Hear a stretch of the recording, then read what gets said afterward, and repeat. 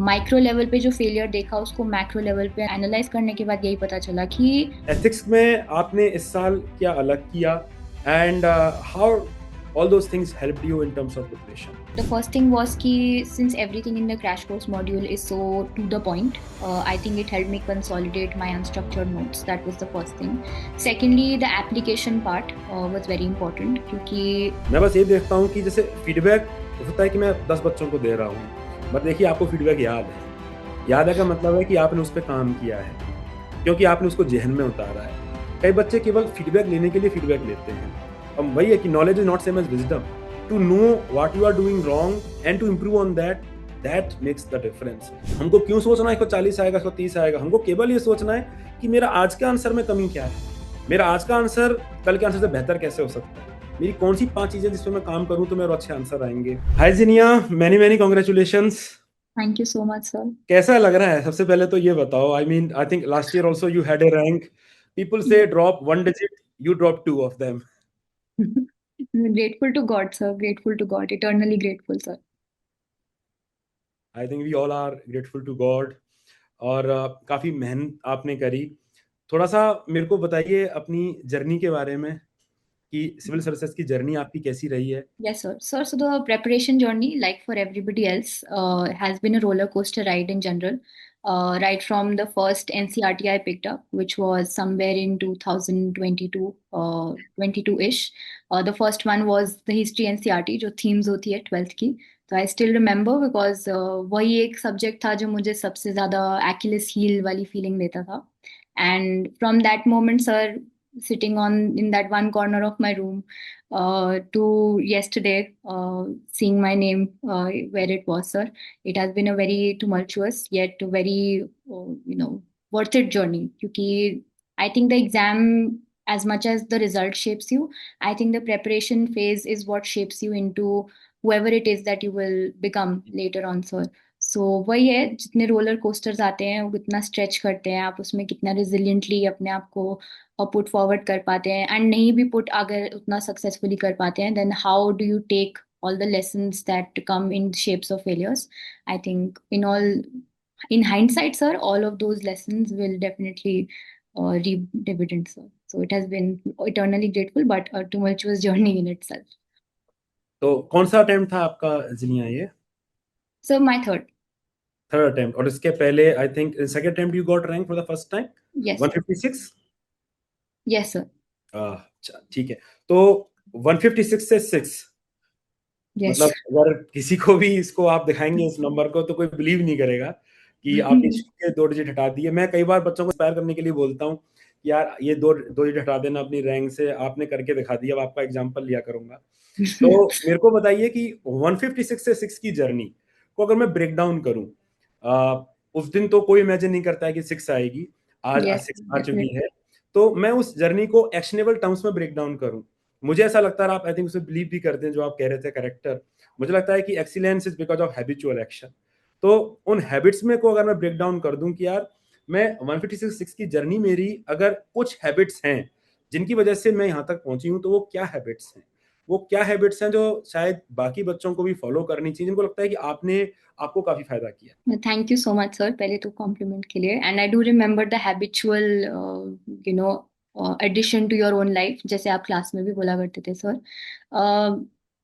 Sir, I think in this attempt, I focused more on the knowledge I already had. Value addition definitely I did this year also. उस पे भी काफी focus किया था sir. But apart from that मैंने ज़्यादा answers नहीं लिखे इस बार as compared to last year. I think एक या दो मैक्सिमम टेस्ट सीरीज लिखी होंगी. सर, रीडिंग जो ऑलरेडी थी उसको ढंग से पुट फॉरवर्ड करना firstly. Secondly, root cause analysis करना. So when I worked at HUL also, तो हमें एक प्रॉब्लम स्टेटमेंट दी जाती थी, एंड उस पे कंटिन्यूसली 5 वाइज पूछते हैं मैनेजमेंट में. There is a whole framework also. So उन चीज़ों पर बिल्ड करना I think is what might have made the difference sir. Thirdly, sir, I have been an avid reader since school time, sir. सो उसके ऊपर थोड़ा सा sir मैंने buildup जो किया था लास्ट ईयर, डेफिनेटली मैंने उसको यूटिलाइज किया था. This year I think I try to understand again the qualitative aspects behind it. So sir an example that comes to mind is that when we think of unemployment for example, तो हम लोग बस statistics सिर्फ याद कर लेते हैं rather than understanding कि फॉर एग्जाम्पल उसका रिलेशन क्या है with other problems that we have, whether that is poverty, etc., etc. There's a whole, nexus of sorts of problems, and all those ills are connected, like the Honorable Prime Minister also mentions. So I think those interconnections were missing last year, and this year I just stated on whatever I already knew. Data, of course, हम सब gather करते हैं, वो मैंने भी किया था, but थोड़ा उस पे बैठकर सोचना समझना कि जो क्वेश्चन पूछ रहे हैं वो इनपुट आउटपुट मेथड से नहीं करना है हमको, हमें उन्हें थोड़ा समझकर एज नॉर्मल सिटीजन कैसे एड्रेस करना है. तो उस पर्सपेक्टिव से सर आई थिंक मैंने आंसर्स देखे, and I think the paper also this time in terms of mains specially, and also prelims to some extent, it was more logic based, and also in terms of your general awareness rather than specific awareness of each and everything. So GS2 for example sir, and even GS4, उसमें भी sir काफी, आपको पता है, याद होगा शायद, मैंने बताया था कुछ प्रॉब्लम आई थी इस बार GS4 में मुझे. बट जो क्वेश्चंस जिस टाइप के आए थे, दे आर वेरी लॉन्ग, जैसे आप भी देते थे टेस्ट सीरीज में. उनको ब्रेक डाउन कर पाने में अगर किसी ने ऑलरेडी अपना थिंकिंग मैकेनिज्म उन 3 महीनों में एटलीस्ट डेवलप कर लिया है, उसको चिजल कर लिया है, then I think it would be easier for you to undergo that process. Easier तो नहीं, but qualitatively you might be better than the average. So I think, sir, these are a few things that I capitalized on in this attempt, sir. तो अगर मैं बच्चों को इसके बारे में थोड़ा समराइज करूं, तो एक मूवी में देख रहा था, उसमें जो प्रोटैगनिस्ट होते हैं वो कहते हैं कि knowledge is not same as wisdom, Yes, wisdom is applying the knowledge. तो yes, जिनिया जो कह रही हैं वो ये कह रही हैं कि देखिए, हम में से काफी बच्चों को ये गलतफहमी होती है कि हम खाली पढ़ेंगे पढ़ेंगे पढ़ेंगे पढ़ेंगे से काम हो जाएगा. व्हाट शी इज सेइंग कि she already had lot of content, this time she focused more on the application of that, और उसको कैसे यूज करना है, क्वेश्चंस को कैसे तोड़ना है.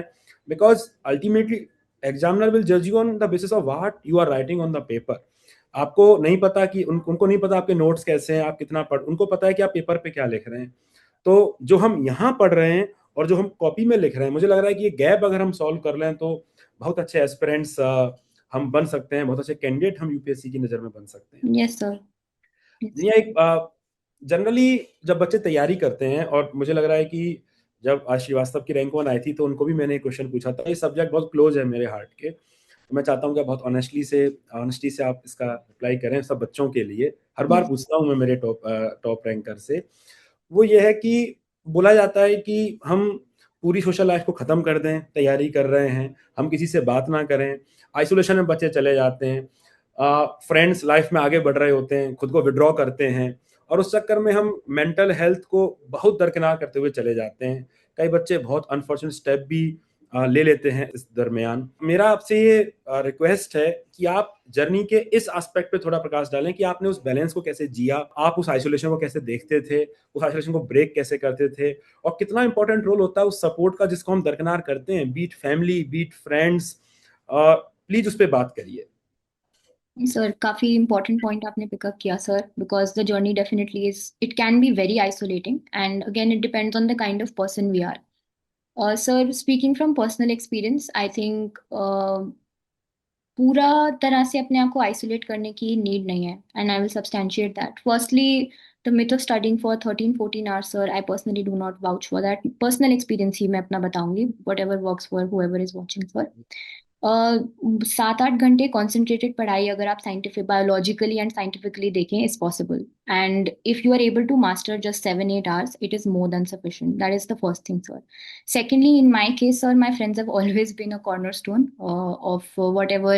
Last year भी मैंने कहा था, इस साल भी they have been a cornerstone, because isolation में study करने से क्या होता है कि you don't get those dimensions जो आपको दूसरे से. बायस, कन्फर्मेशन Yes, बायस होता है. yes, sir. Yes, sir. Ethics के टर्म्स में confirmation bias, sir. And I think क्योंकि आप you are able to bounce those ideas off, and कोई आपसे अगर पूछ भी लेता है, 4-5 डेटा पॉइंट्स पूछ लिए, तो आप जब रिप्लाई करते हो तो वो दिमाग में थोड़ा सा ज्यादा सीमेंट हो जाता है. So in that respect, sir, even in prelim, sir, ethics में भी अगर आप ध्यान से देखो तो वही मल्टी डायमेंशनैलिटी भी लेके आते हैं, डिफरेंट स्टैंड्स ऑफ थिंकिंग ही पोर्ट्रे करने होते हैं तो वो भी आता है। केस स्टडीज में different types of solutions, because all of us are different individuals, and from each individual a different canon of thinking comes, and we are able to implement that best when we have somebody to bounce our ideas off with. So friends are extremely crucial. However इसमें जो एक asterisk लग के आता है इसकी, Yes. How you choose and sieve those friends, not everybody needs them. ऐसे अगर आपको बाउंस ऑफ ही करना है, वन वुड से कि एआई को कर लो, just an example, but I think that social energy is what is very important. So that is something I heavily capitalized on. So I started off with one or two Telegram friends. तो वहाँ पर I will say कि वहाँ पर मैं गई थी। This is somewhere late 2023 sir. But I knew कि एक दो ढंग के लोग मुझे मिल गए आंसर राइटिंग करने के लिए, that is the end, and मतलब उसके बाद मैंने बंद कर दिया, nobody else on Telegram, nowhere else, बस उतने लोग बहुत हैं। And again, I was very lucky and privileged to find them. That is true.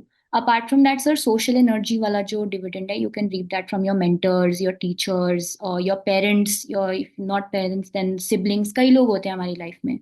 So Yes. just looking for that one ray of sunshine is more than sufficient. So in my case also, again, I was very gifted that way also, sir. तो ऐसे कई सारे लोग हैं।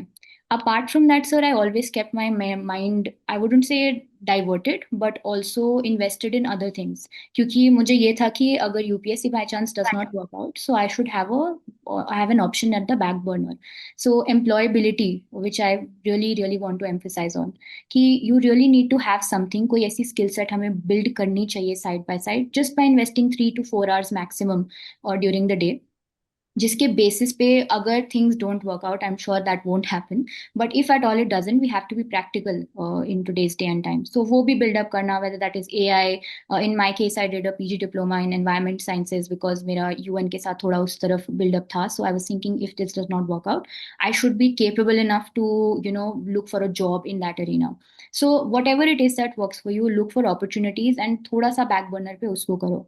Apart from that sir, किसी NGO के साथ volunteer कर दिया, तो उससे क्या रहता है, अगर जैसे छोटे बच्चों की क्लास पढ़ाने चले गए, so that is something I personally find very, that and that their energy rubs of on you. तो आप जितना आइसोलेटेड बैठे हो पूरे हफ्ते, 2 घंटे जो आप वहां बिता कर आओगे, that will give you more than sitting for those 2 hours with your books, in my humble opinion sir.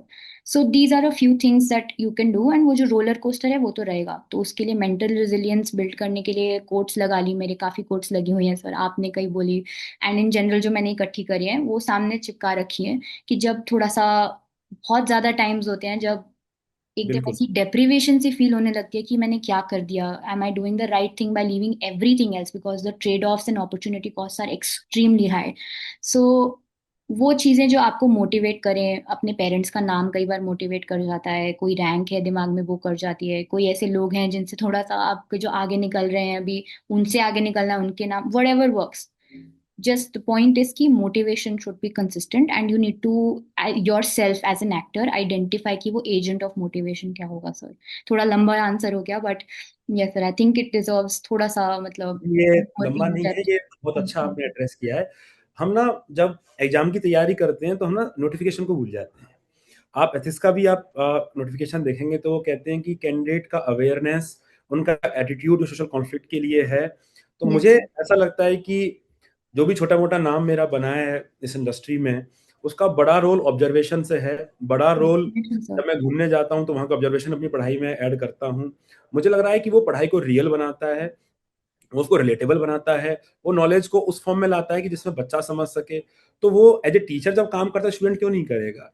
तो आज जो आप Yes बता रहे हैं कि जब आप जाते थे एनजीओ बाहर आप काम करते थे 2 घंटा 3 घंटा, so that will teach you so many things at the ground level that will shape your personality and also give you confidence कि अगर चीज़ें वर्कआउट नहीं करी तो यार I have certain skills, I can back my self. ये बहुत important lesson है जिन्हीं मुझे मुझे बहुत अच्छा लगा आपने इस पे इतना खुल के बोला और उस सपोर्ट सिस्टम पे बोला। और हमको अपने दोस्तों के करीब रहना चाहिए और I am so happy that you found those people in your life. और grateful sir। वो बहुत बहुत बहुत जरूरी है, वो ग्रेटफुलनेस बहुत जरूरी Yes है। sir। मुझको ऐसा लगता है कि वो दोस्त आपको इसलिए मिले क्योंकि आप भी बहुत अच्छे पर्सन है। मैं आपको क्यों बोल रहा हूँ ये, मैंने इतने बच्चों को कॉन्ग्रेचुलेट कर चुका हूँ अभी 24 घंटे से आई थिंक ऊपर हो गया रिजल्ट को आए हुए। और मुझे लग रहा है कि पहले पर्सन है जिनने पूछा है कि सर आप कैसे हैं। That speaks A Beautiful। Lot about you I would say. मतलब that speaks a lot about your personality, Ginny. Parents have indeed raised you well. मतलब kudos to them. Grateful to them, sir. Thank you, sir. वो Thank you so बहुत much. बड़ी बात है, मतलब it is learning for me also.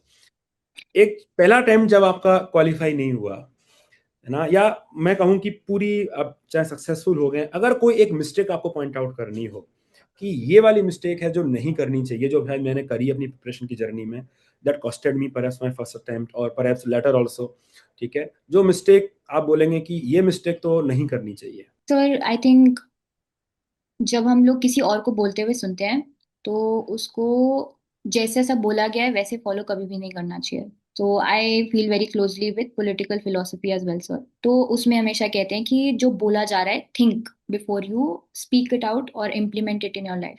So in my case, sir, first attempt में मैंने current affairs magazines पढ़ ली। एंड क्योंकि मेरे पास ऑलरेडी काम साइड में चल रहा था, so I did not have much time. तो बस न्यूज़पेपर्स पे जो नॉर्मल रीडिंग थी उतना ही, पहले जितना था वही फोकस किया। करंट अफेयर्स मैगजीन्स कर ली, थोड़ा सीसैट देख लिया क्योंकि पहले बाकी सबको मतलब एग्जाम्स दिए हुए थे, scholastic exams, so I knew कि कैसे होता है, तो आई जस्ट वेंट ऐसे ही। माई मिस्टेक वॉज थिंकिंग कि current affairs are the edifice of all that is going to happen, and इसीलिए फर्स्ट उसमें ही, प्रीलिम्स में ही, फर्स्ट लेवल में ही I was stopped by UPSC. So I think that was a very major learning for throughout the exam. तो micro level पे जो फेलियर देखा उसको मैक्रो लेवल पे एनालाइज करने के बाद यही पता चला कि जो बोला जा रहा है, थिंक ट्वाइस ऑन इट, वही जेस्टेट, एंड आफ्टर दैट ओनली अपनी स्ट्रैटेजी बनाओ।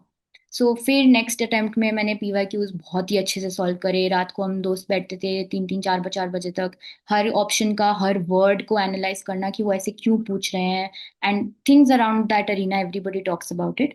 तो वो सब चीज़ें, and then in depth NCERT में घुसना। जब मैंने फर्स्ट एनसीईआरटी उठाई थी, that is why I mention, sir, कि हिस्ट्री मेरी एक्यूलेस हील है। So when I pick that up, मैंने वो 2 एनसीईआरटी कंप्लीट की, तीसरे तक मैं पहुंच नहीं पाया, and then I just give up. I was thinking कि मैं करंट अफेयर्स तो कर ही लूंगी, ये तो मैंने ह्यूमैनिटीज पढ़ रखा है, why do I need to do it. So that was a very big mistake, giving up too easily because it just felt very lengthy. तो आई थिंक वो एक मिस्टेक हाइंडसाइट में फर्स्ट अटेम्प्ट में उसने मुझे रोका, एंड देन। बहुत important बात आपने बोली है कि हम ना कई बार शॉर्टकट लेते हैं अपनी जर्नी में। हमको यस सर। लगता है कि यार हिस्ट्री नहीं आ रही ना, तो मैं बाकी से कॉम्पनसेट कर लूंगी, एंड एट टाइम्स लेकिन एक वैल्यू आती है प्रूडेंस। एथिक्स में जब पढ़ाते हैं, एक one of the cardinal virtue है प्रूडेंस। Yes sir. प्रूडेंस की जो डेफिनेशन है ना, वो यही है, साउंड जजमेंट। ये एग्जाम इस बात का नहीं है कि आप किस सब्जेक्ट में कितने बड़े मास्टर हो गए, it is more about managing all the things. एक सब्जेक्ट को मास्टर करना आसान है, बट अगर हम, क्योंकि एग्जाम लेकिन एक सब्जेक्ट के ऊपर डिसाइड नहीं कर रहा ना, एग्जाम तो हिस्ट्री भी चेक कर रहा है, ज्योग्राफी भी चेक कर रहा है। तो very rightly you pointed out कि प्रूडेंस होना बहुत जरूरी है, वो यस। जजमेंट होना बहुत जरूरी है कि किसी में मैं इतनी कमजोर ना हो जाऊं कि मैं पीछे चला जाऊं। और आपने जो बात बोली, एक वाकया मेरे को याद आ रहा है। जिन्हें मैं गया था चेन्नई, एक स्टूडेंट थे, गणेश उनका नाम है, अगर वो देखेंगे तो आई am sure he will be inspired, ठीक है। तो वो काफी शाई थे। जब लेक्चर में मैंने उनको पूछ लिया कि वो बोलते नहीं थे कुछ, और एकदम ऐसे बैठे रहते थे पहली रो में, यूं। और मैं कई बार पढ़ाता हूँ तो मैं देखता हूँ बच्चे के चेहरे पे कुछ समझ में आ रहा है कि नहीं आ रहा है। तो मैंने थोड़ा गिव अप किया उसके बाद, क्योंकि मैं रिपीट बहुत कर रहा था खुद को उनके चक्कर में, क्योंकि लगा समझ में शायद उनको नहीं आ रहा है मेरी बात। तो मैंने बोला कि गणेश, आपको समझ में नहीं आ रहा है क्या? Fine sir, everything is fine. तो मैंने बोलता है कि फिर क्यों नहीं बोल रहे हैं? तो बोलते हैं सर स्टेज फ्रैक्ट, मतलब शाइनेस सर, शाइनेस। तो मैंने उनको बोला था कि क्लास के बाद ना आपको किसी चीज पे बात बोलनी है, तो टॉपिक आप चूज कर लेना, आपको 5 मिनट बोलना है स्टेज पे, क्लास खत्म हो जाएंगी जब। तो वो लास्ट क्लास के बाद उन्होंने बोला कि यूपीएससी और बिरयानी बहुत सिमिलर है। और उन्होंने बोला कि बिरयानी को, अच्छी बिरयानी कुक करने के लिए परसिवरेंस की रिक्वायरमेंट होती है, पेशेंस की बात होती है। और आप फाउंडेशन का बच्चा है, आई वाज अमेज्ड। यूपीएससी में ग्रेट सर। क्वालिफाई करने के लिए भी पेशेंस चाहिए। और जो आपकी बात उन्होंने बोली कि बिरयानी के बहुत फ्लेवर हैं, आप बात कर सकते हैं कलकत्ता बिरयानी की, लखनवी बिरयानी की, Hyderabadi, each biryani has its own mode of preparation.